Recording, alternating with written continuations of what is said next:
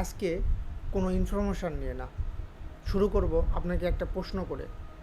আপনার জীবনে সবথেকে গুরুত্বপূর্ণ সিদ্ধান্তটি হতে পারে আপনার ক্যারিয়ার, হতে পারে আপনার জীবনের ভালোবাসা বা সঙ্গী বা অন্য কিছু। সেটা কি আপনি নিয়েছিলেন, নাকি আপনার পরিবার, আপনার সমাজ আপনাকে বা আপনার ভয় আপনাকে করতে বাধ্য করছে? আমরা সারা জীবন মনে করি স্টিয়ারিং আমাদের হাতে জীবনের, কিন্তু আমাদের হাতে কখনো স্টিয়ারিং ছিলই না। আমরা ছিলাম শুধু গাড়িতে বসে থাকা প্যাসেঞ্জারের মতন। কিন্তু আমরা সর্বদাই মনে করি যে আমাদের জীবন আমি সব, কিন্তু এই আমি আমাদের হাতে কখনোই ছিল না। এটা আজকে আমরা বুঝবো। এটা আপনাকে গভীরভাবে ভাবতে বাধ্য করবে এবং আপনার ভুল ধারণাকে সংশোধন করে আপনাকে মুক্ত করবে। সাল 1983 বিজ্ঞানের সবথেকে বড় আঘাত এনেছিল। নিউরোসায়েন্স বেঞ্জামিন লিবেট একজন মানুষকে ইলেকট্রোড লাগায় একটা পরীক্ষা করা হয় এবং তাকে বলা হয় তোমার যখন ইচ্ছে হবে তুমি সেই সময়টা মনে রাখবে এবং তুমি সুইচ টিপবে। তো ঠিক যখন সুইচ টিপার মনে হয়েছে সেই টাইমটাও দেখছে এবং সে সুইচও টিপছে, কিন্তু যখন বিজ্ঞান এটাকে দেখলো, এর ফল বিজ্ঞানের সায়েন্টিস্টের চোখ কপালে উঠে গেল। কারণ সে ভাবলো যে সুইচটা আমি এখন নিব, এবং আমি সুইচটা নিলাম, ক্লিক করলো এবং টাইমটা দেখলো। তার 350 মিলি সেকেন্ড আগেই তার মস্তিষ্ক সেই সিদ্ধান্ত প্রক্রিয়া চালু করলো। অর্থাৎ আমরা যা ভাবি যে আমি এখন করব বা আমি করছি বা আমি সিদ্ধান্ত নিচ্ছি, তার 350 মিলি সেকেন্ড পূর্বেই আমাদের মস্তিষ্ক সেই সিদ্ধান্তটা নিয়ে ফেলছে এবং আমরা শুধু তার কাজ করছি আর আমরা মনে করছি এটা আমরা নিচ্ছি। আচ্ছা, ব্যাপারটাকে আরও পরিষ্কার করি। আপনাকে যদি বলা হয় আপনি কে, আপনি কি বলবেন? বলবেন আপনার নাম, বা আপনি কোনো জীবনের সাথে যুক্ত থাকলে সেই কর্মজীবনের পেশা। কিন্তু এই নাম তো আপনি না, কারণ আপনাকে দেখাচ্ছে ভালোবাসায় বলা হয় রিন্টু, বাড়িতে বলে রিন্টু, বন্ধুরা ডাকে ঝিন্টু, প্রেমিকা ডাকে ডগি। তো এইসব নাম তো পরিবর্তন হচ্ছে, এটা তো আপনি না। আবার আপনি যদি হন ড্রাইভার, আপনি যদি হন মাস্টার, আপনি যদি হন ডাক্তার, তবে এটাও তো আপনার অতীতের সাথে যুক্ত না, এটাও তো পরিবর্তন হলো। তাহলে এটাও তো আপনি না, এটা তো শুধু একটা মানুষের দেওয়া মাধ্যম, এটা পরিবর্তন হচ্ছে, এটা তো আপনি কখনো না। তাহলে আপনি কি বলবেন? আপনার শরীর, যদি আপনি শরীর হন, তাহলে আপনার এই হাতটা, যে হাতটা এখন চলছে, এই হাতটা যখন ভেঙে যায় তখন আপনি কিভাবে থাকেন?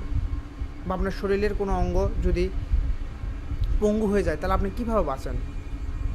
বা বেহুশ হয়ে যায়, সেক্ষেত্রে আপনি কিভাবে চলেন?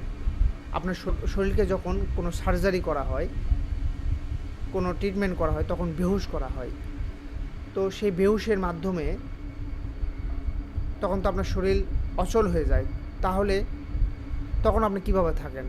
তাহলে শরীর আপনি না, তখন আপনি বলবেন তাহলে আমি মস্তিষ্কও আপনি না।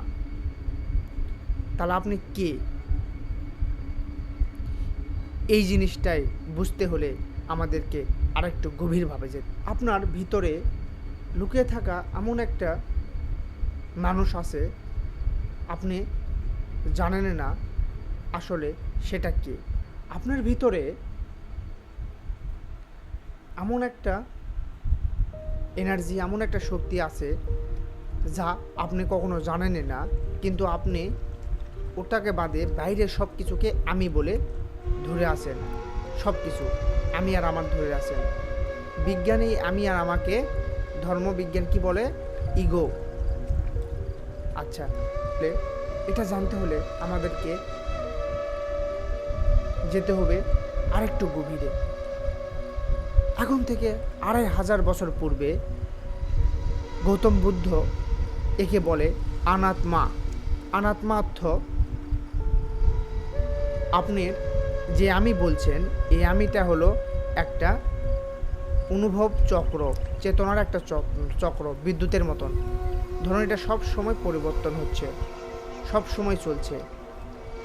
এটা কোনো স্থির একটা জিনিস না, যে জিনিসটা স্থায়ী কোনো একটা জিনিস, এটা সর্বদা পরিবর্তনশীল। তাহলে সর্বদা যে জিনিসটা পরিবর্তন হয় সেটা কখনো আপনি হতে পারেন না। তাহলে আপনি কে? এই জন্যে আগে এটা বুঝতে হবে যে এই যে আমি যে চক্রটা, যে আমি সব কিছুকে জানি, এটাকে বুঝলে তারপরে আপনি কে এই জিনিসটা আমরা জানতে পারবো। এই চেতনা বুদ্ধ যে বলে অনাত্মা, এই অনাত্মা সর্বদা পরিবর্তনশীল। এটা আপনার একটা চেতনার যুক্ত। ধরুন আপনি একজন ব্যক্তি প্রথম স্ত্রীকে বলে তুমি আমার জীবনের সব, পরে দ্বিতীয় স্ত্রী যখন বিয়ে করা হয় তখন দ্বিতীয় স্ত্রীকে সে বলে এখন তুমি সব। তাহলে এবং সে ব্যক্তি কিন্তু সত্যিই বলছে, কিন্তু তার আমি সর্বদা পরিবর্তন হয়েছে। এবং দেখুন, নিজের লোক হয় পর এবং পর হয় আপন, এইরকম যে ব্যাপার হয়, বন্ধু হয় শত্রু, শত্রু হয় মিত্র। মানে এই আমিটা কিন্তু সর্বদা কিন্তু পরিবর্তন হচ্ছে আমাদের। কিন্তু আমরা এই আমির সাথে যুক্ত হয়ে আমি এই আমিকেই সব ধরে রাখি। তো তো এই ভুল ধারণা ডেভিড হিউম তার ভিতরে প্রবেশ করে যে আমি কে, এই খোঁজের জন্য। তো ভিতরে সে যত যায় সে আমিকে খুঁজে পায় না। সে শুধু পায় ঠান্ডা গরমের কিছু অনুভূতি, ঘৃণা এবং করুণার কিছু অনুভূতি, এবং আশা এবং ভালোবাসা, এইসব কিছু চেতনার কিছু প্রবাহ। এবং সে যত গভীরে চলে যায় এবং সব কিছু থেকে সে পার হয়ে ভিতরে ঢুকে যায়। তাহলে আমরা যে আমিকে বলি, এই আমি হলো কিছু সমগ্রহ, 6-7টা জিনিসের সমগ্রহ, 7টা জিনিসের সমগ্রহ, যা পার আছে আমি, আসল আমি। এই বাকি যত কিছু আছে এটা হচ্ছে চেতনার খেলা। এটাকে সুন্দরভাবে তুলে ধরছে এক নোবেল বিজয়ী। এই রিসার্চের জন্য পাইছে সে নোবেল বিজয়ী। ব্যাপারটা তো আরও সিরিয়াস, এটাকে জানতে হবে। তার স্পেরি নোবেল বিজয়ী, সে এই রিসার্চের জন্য নোবেল বিজয় পান। সে দেখে হিউম্যান ব্রেন, মানে মানুষের, আমাদের ব্রেনের এই বাম অংশ এবং ডান অংশ, দুটা অংশ। তো আমাদের যে লেফট সাইড বাম অংশ, এই বাম অংশে যে ভাষা কেন্দ্র আছে, একে যদি যোগাযোগ বন্ধ করে দেওয়া হয় মানে আমাদের ব্রেনে, তবে কি হবে? তবে আপনাকে ধরুন কোনো একটা কাজ করতে বলা হলো, সে কাজটা আপনি করে ফেলবেন। করার পরে আপনি কেন করছেন সেটা কিন্তু আপনি জানবেন না, কারণ আপনার বাম ব্রেনটা বন্ধ ছিল। কিন্তু যখন যোগাযোগ ঠিক করে দেওয়া হবে তখন আপনাকে বলা হয় কেন আপনি করলেন, আপনি ঠিক সাথে সাথে একটা উত্তর, সেই উত্তর নিয়ে চলে আসে। মানে সে সময় একটা উত্তর নিয়ে চলে আসে আমাদের বাম ব্রেন, এবং যেখানে ভাষা কেন্দ্র থাকে, সেটা লজিক। এই একটা লজিক দিয়ে পরিপূর্ণ করে দেয়। এই আমি জানি না এই কথা কিন্তু বলবে না, এই একটা চক্র দিয়ে দিবে, একটা না একটা সূত্র ওর সাথে প্যাটার্ন করে দিয়ে দিবে। অর্থাৎ মানুষকে বলা হয় যে সে ফাঁকিবাজ এবং উদাহরণ বানানোর জন্যে, অজুহাত বানানোর জন্য শ্রেষ্ঠ। সেই অজুহাত বানায় এই চক্র, আমাদের বাম ব্রেনের একটা অংশ। এটাকে কনসিয়াস মাইন্ড বলা হয় বা লজিক্যাল মাইন্ড বলা হয়। আর এই জন্যই মানুষের স্বভাবের কোনো ঠিক নাই বলা হয়। কারণ সে আজকে একজনকে ভালোবাসছে, কিছুদিন পর তার ভালোবাসা পরিবর্তন হয়ে যাচ্ছে। কারণ এই যে আমাদের ওই যে চক্রটা আছে, এটা সবসময় পরিবর্তন হয়, এর স্বভাবই পরিবর্তন। ধরুন একজন ধার্মিক ব্যক্তি শনিবারে খাচ্ছে নিরামিষ, আর রবিবারে খাচ্ছে মাংস, আবার সোমবারে শিবজিকে ঠিক হাতে রাখার জন্য খাচ্ছে নিরামিষ, মঙ্গলবারে আবার খাচ্ছে মাংস বা মাছ, এইরকম জিনিস। এবং মঙ্গলবারে তো হনুমানজির দিন, তো সেদিন কিন্তু তাকে হনুমানজিকে সে সন্তুষ্ট করলো না। এটা কোনো মানে আসে না। এটা হলো সে কখনো ধার্মিক, কখনো সে অসুর, এই দুই চক্রের মধ্যে সে ঘুরছে। যদি কেউ খাবার খাবে, কেউ না খেলে না খাবে, খাবার খেলে একবারে খান, না খেলে না খান, কিন্তু এরকম করার তো কোনো মানে আসে না, একদিন খেলাম একদিন খেলাম না, সেও ধর্মের ঢাল নিয়ে। এটা একটা অজুহাত। তো এই অজুহাতটা কীভাবে কাজ করছে এই ব্রেনের চক্রের মাধ্যমে, সেটা কিন্তু আমরা বুঝতে পারলাম। এবং মাদ্রাসার কিছু শিক্ষক থাকে যারা বলৎকার করে, এই বলৎকার করার পিছনে কিন্তু এই সূত্রটা এটাই, এই আমির সাথে যুক্ত, এই শিক্ষা দিবে, এই আবার মনে করো দুর্ঘটনা ঘটাবে। তো কি আছে, কেউ ভালো, সে আবার খারাপ। তো এটা আমাদের অল টাইম চেতনার সাথে যুক্ত প্রবাহ, এই দ্বন্দ্বে যুক্ত, মানে নেগেটিভ পজিটিভের সাথে অল টাইম চলে। আপনি এখন কাউকে ভালোবাসছেন, কাউকে আবার ঘৃণা করছেন, এর কারণ এই আমির সাথে আপনি যুক্ত, এই কারণে।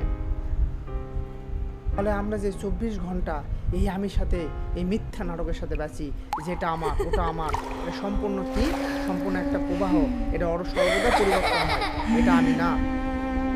আমরা ভুল আইডেন্টিটির সাথে যুক্ত আছি, আর ভুল আইডেন্টিটির সাথে যুক্ত থাকলে এই প্রবাহ চলতেই থাকবে। একে ধর্ম বলা হয় মায়া, এবং কিছু ধর্ম আবার বলে শয়তানের চক্র, এই শয়তানের সেই খেল। ইসলামের ধর্মে যে বা যদি বলা হয় যে শয়তানের চক্র, সেই শয়তানের চক্র এটাই। এটা আরও স্পষ্ট করার জন্যে সাল 1970 মনোবিজ্ঞান দুই দল বিভক্ত করে কিছু মানুষকে, অচেনা মানুষ, এবং কিছু সময়ের মধ্যে এই দুই দল একে অপরকে ঘৃণা করে এবং নিজের দলকে পয়েন্ট দেওয়া শুরু করে। না ছিল তাদের সাথে পূর্বের কোনো শত্রুতা, না ছিল কোনো আক্ষেপ, না এখানে কোনো প্রতিযোগিতা, কিন্তু এরা আমরা আর ওরা এই দুটার মধ্যে তারা যুক্ত হয়ে শুরু করলো। মানে আমাদের ব্রেন, হিউম্যান ব্রেন, আমরা আর ওরাই যথেষ্ট ঘৃণা এবং যে কোনো কিছু করার জন্যে। এটা কে করছে? এটা করছে বাম চক্রের যে মাইন্ড, তাই এই আপন পর সব কিছু করছে। আপনি ভাবছেন যে এটা আমার ধর্ম, এটা আমার দেশ, এটা আমার সব কিছু, কিন্তু আসলে এই জিনিসটা কি আপনার নিজের? কখনো আপনার নিজের না। এটা আপনার পরিবার, এটা আপনার সমাজ এবং অ্যালগোরিদম এবং রাজনৈতিক দল বা মার্কেটিং, এটা আপনার ব্রেনকে এই লুপে আপনার আটকানো হয়েছে। মিলিটারিদের তাদের নাম বলে কিন্তু হয় না। ধরুন অনেক মিলিটারি, তখন তো নাম তো মনে রাখা সম্ভব না, তখন একটা নাম্বার ব্যবহার করা হয়, S4, S2, S7। তো এই নাম্বারের মাধ্যমে তার আইডেন্টি তৈরি হয়। তো সে নাম্বার তো সে না, সেটা একটা আইডেন্টি। তো এইভাবে আপনি ভুল চক্রের সাথে জড়িত আছেন। তাহলে কি এর কি কোনো সমাধান নাই? আমরা এত বড় চক্রের মধ্যে থেকে বাঁচবো কীভাবে, নিজেকে ঠিকভাবে বুঝবো কীভাবে? বন্ধু, অবশ্যই আছে, যা আমরা বুঝলে আমরা বাঁচতে পারবো। আমার মধ্যে এরকম প্রশ্ন আসলো, তাহলে আমরা বাঁচবো কীভাবে? তার কি কোনো সমাধান নাই? কিন্তু সমাধান আছে। সমাধান কি? সমাধান হলো, ধর্মে বলা হয় দ্য অবজার্ভার এবং সংস্কৃতে বলা হয় দ্রষ্টা। অর্থাৎ যা কিছু হচ্ছে একে বোঝা, যা কিছু হচ্ছে একে বোঝা। আপনার যে ইগো মাইন্ড আছে, যে ইগো বা অহংকার, যে আপনার দুঃখের কারণ, যে হার, নিজেকে শ্রেষ্ঠ বলে মনে করা এবং নিজেকে অন্যের থেকে আলাদা মনে করা, এটা আমার, ওটা আমার, এই জমি আমার, এই নিজের, ওই পরের, ওই শত্রু, এই বন্ধু, এই যে খেলাটা খেলিচ্ছে আপনার সাথে, এই একটা নির্দিষ্ট পার্ট, এই পার্টকে আপনি যদি না বোঝেন, এর কারণে আপনি এই চক্রের সাথে যুক্ত আছেন। এই চক্রকে মায়া চক্র বলা হয়, এই চক্রকেই বন্ধন বলা হয়। একে যদি সুন্দর করে আপনি বোঝেন, তবে আপনি এর থেকে পার হয়ে যেতে পারবেন। এর থেকে বোঝার জন্য আপনাকে অবজার্ভার মোডকে বুঝতে হবে এবং 10টা ভাবকে আপনি আইডেন্টি আনতে হবে। মানে এতদিন আপনি যে জানলেন এটা আমি, ওটা আমার, এটা আপনার মেন ছিল না। মেন হলো অবজার্ভার 10টা, যে সব কিছুকে দেখছে। তো এটা নিয়ে পরবর্তী ভিডিও হবে, কিন্তু আপনি এই জিনিসটাকে বুঝবেন। আমাদের সনাতন ধর্মের বলা হয়েছে এবি নেই, ওবি নেই, নেতি নেতি, যা আমাদের অনুভূতিতে আসতেছে তার থেকে আমরা আলাদা। এভাবে সব থেকে আলাদা হয়ে যে পরম যেই অবস্থা থাকে সেটাই হলো আমরা। কৃষ্ণ যে বলে ইয়া নিশা সর্বভূতানাম তস্যাং জাগর্তি সংযমী। যখন সবাই ঘুমায় তখন জ্ঞানী জাগে। জ্ঞানী ঘুমে তো জাগে, সেই ঘুমে জাগার এটাই আপনার আইডেন্টি ভুলের সাথে যুক্ত আছে, এ কারণে আপনি এই দণ্ডর সাথে যুক্ত আছেন। যদি আপনার আইডেন্টিটা এটাকে বুঝে, কোনটাকে, যে আমির সাথে আপনি যুক্ত আছেন, যে আমি আপনি না, যে আমি চেতনা, যেটা বিজ্ঞান ধর্ম লক্ষ বছর ধরে বলে আসতেছে, শুধু আমরা না বোঝার কারণে, অজ্ঞানের কারণে এর সাথে যুক্ত হয়ে মারামারি, গণ্ডগোল, বিভেদ তৈরি করে যাচ্ছি। একে বুঝলে আপনি এর থেকে আলাদা হতে পারবেন এবং আসল আপনার যে দৃষ্টিভঙ্গি সেটা আপনি পাবেন। লালন বলে, আসন গড়ে এক পার্সি বসত করে, আমি একদিনও না দেখিলাম তার, সারা জীবন যাকে খোঁজার চেষ্টা করি বাহিরে, তা কখনো বুঝেছি কি আমাদের ভিতরে? তো বন্ধু, সত্য বাহিরে না, বাইরের জিনিসের সাথে না, বাইরের জিনিস একটা অবজেক্ট, এটা তুমি না। তুমি ঠিক জিনিসের সাথে তুমি আইডেন্টি না করতে পারলে তুমি এই চক্রের মধ্যে ঘুরবে। এটাকেই বলা হয় মায়া। মায়া আরও বড়, মানে এটাকে ব্রেনের মায়া চক্র বলা হয়, এটাই ব্রেনের মায়া। তো গায়ক বলে, দয়াল দেখাও কত রঙ্গিল ছবি, ছবির নেশায় হারালাম সবই। তো সত্যকে জানুন, সত্যকে বুঝুন, ভিডিওটি আবার দেখুন। এটা জীবনের সবথেকে গুরুত্বপূর্ণ জিনিসকে বোঝার চেষ্টা করুন। আর আপনাদের মতামত কমেন্টে জানাবেন। যদি আরও কিছু জানতে হয় ডিটেলসে, আরও জানা সম্ভব। জিনিসটা খুব যৌক্তিক, বিজ্ঞান আমাদের প্রমাণ করে দিছে যে এই কাজটা করতেছে কোন জায়গা, এবং আজ থেকে হাজার হাজার বছর পূর্বে আমাদের দার্শনিক প্রতিটা ধর্মে সুন্দরভাবে এর স্পষ্ট ব্যাখ্যা করা আছে। শুধু আমরা না জানার জন্য ভুলের সাথে যুক্ত হয়ে এই আমি আমার চক্রে যুক্ত আছি, এবং আমরা সবাই একে অপরের সাথে যুক্ত। এই নিঃশ্বাস নিচ্ছি, প্রকৃতির সাথে যুক্ত, খাবার মাটির সাথে তৈরি হচ্ছে, আমরা সবাই একে অপরের সাথে যুক্ত। এখানে কেউ আলাদা না, আলাদা হয় আমাদের আইডেন্টিটির কারণে। ভালো করে জানুন, বুঝুন এবং জীবনকে আনন্দময় এবং ঠিক দিকে রাখুন।